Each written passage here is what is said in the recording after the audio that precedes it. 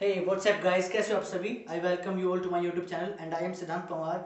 चलिए बात करते हैं आज की क्लास की। आज की क्लास अपन करने वाले हैं कैट इडियम्स के ऊपर। कैट इडियम्स मीन्स जो भी अपन इडियम्स आज कवर करेंगे उन सारी इडियम्स के अंदर एक वर्ड आपको जरूर मिलेगा और वह होगा CAT, कैट। कैट का अगर आपको इडियम की मैं बात करूंगा तो पहली इडियम अपन आज की क्लास की करने वाले हैं, that is a cat nap.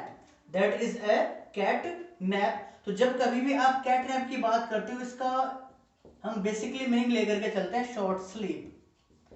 Come time की जो अपन नींद लेते हैं, जैसे अपन कहते हैं दोपहर में मैंने कहा कि मैं लंच करने के बाद में 10-15 मिनट या आधे घंटे के लिए सो लेता हूं, तो वो मेरा जो स्लीप होगा वह मैं कह सकता हूं ए कैट नैप। ठीक है, चलिए आगे बात करते हैं। A copy cat.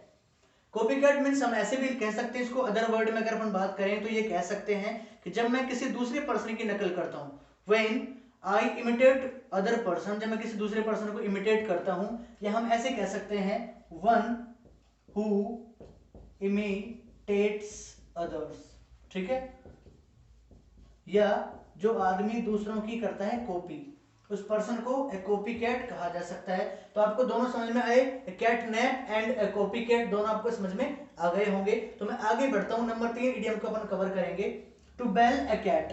To bell a cat, इसका मतलब ये होता है कि बिल्ली के गले में घंटी बांधना।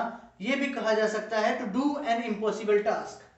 To do an impossible task.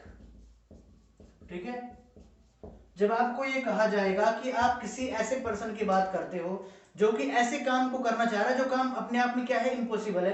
तो जब आप किसी ऐसे काम को करोगे जो कि इम्पॉसिबल है, तो हम उसको कह सकते हैं कि it is like to bell a cat. It is like to bell a cat, यानी कि आपने ऐसा काम करने के बारे में सोचा है जो कि अपने आप में इम्पॉसिबल है, तो वह कहला सकता है मेरे इडियम्स के अंदर टू बेल ए कैट। ठीक है, चलिए नेक्स्ट की बात करते हैं, raining cats and dogs. Raining cat and dogs, इसका मतलब ये होता है कि जब आपके एरिया के अंदर हैवी रेनफॉल आता है, भारी बारिश जब होती है, हैवी रेनफॉल जब होता है, या मैं उसे कहूंगा डाउनपोर, तो उस सिचुएशन को क्या बोला जाता है, it is raining cats and dogs all day. It is raining cats and dogs all day. पूरे दिन भर ये बारिश कैसी होती रही थी, मूसलाधार बारिश होती रही थी, डाउन पोर होता रहा था पूरे दिन भर। तो ठीक है, इस प्रकार की बारिश को हम क्या कहेंगे, it is raining cats and dogs. अगर मैं सेंटेंस के अंदर इनको यूज करने की बात करता हूं, मैंने कहा कि जो राम है वह after lunch, Ram takes a short nap, या मैं कह सकता हूं Ram takes a cat nap after his lunch. Ram takes a short nap, Ram takes a cat nap after his lunch। Copy cat के अंदर सेंटेंस को अपन यूज करेंगे, Ram always imitates me, Ram always copy cats मी।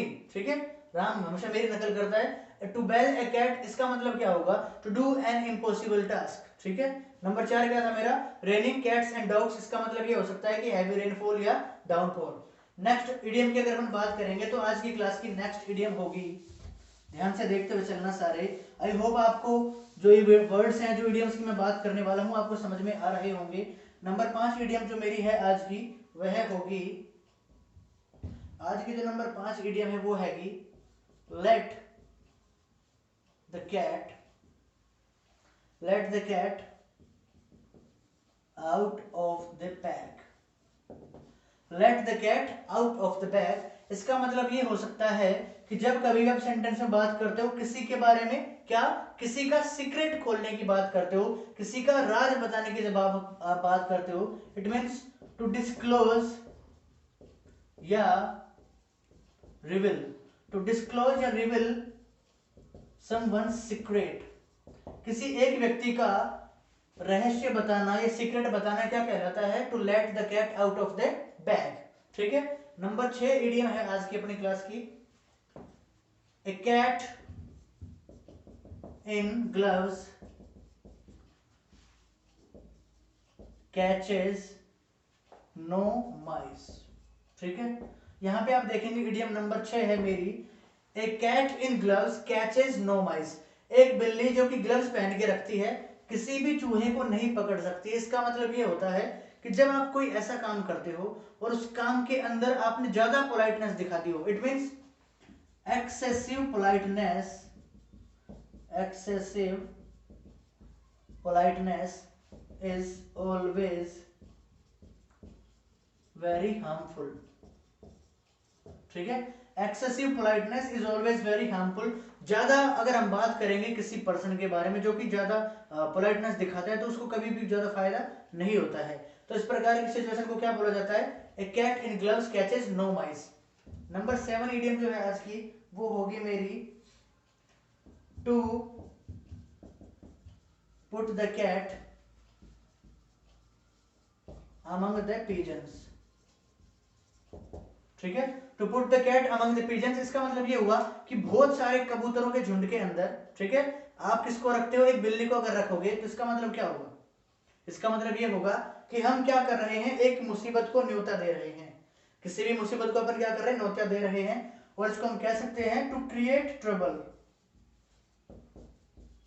परेशानी का निर्माण करना, परेशानी को बुलाना, परेशानी को निमंत्रण देना, परेशानी को बुलाना is called to put the cat among the pigeons. It means to create trouble, to create trouble. तो ये था आज अपनी क्लास, आज की क्लास हमने जो बात की है आज कैट इडियम्स के बारे में। I hope you like the video and if you like the video then do subscribe the channel. Okay, bye, take care, cheers.